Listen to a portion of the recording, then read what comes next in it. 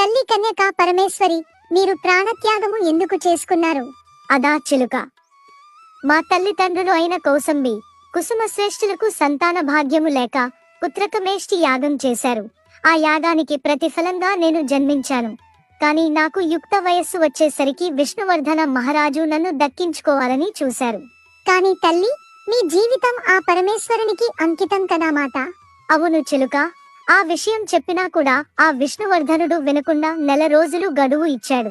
అంతలో మా తండ్రిగారు చుట్టుపక్కల ఉన్న 714 గోత్రాల వారికి ఈ విషయం గురించి చెప్పి వాళ్ళ అభిప్రాయాన్ని అడిగారు. తల్లి, అందులో 102 గోత్రాల వాళ్ళు మిమ్మల్ని ఆ విష్ణువర్ధనునితో పంపుటకు ఒప్పుకోలేదు కదా? అవును చిలుక.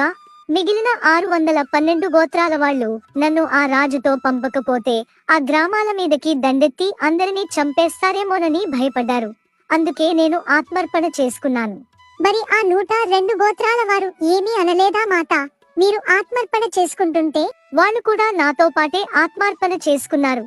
అందుకే పెనుగొండలోని నా ఆలయంలో ఇప్పటికీ వారి గుర్తుగా 102 స్తంభాలు, వారి గోత్రమూలాలు ఆ స్తంభాలపై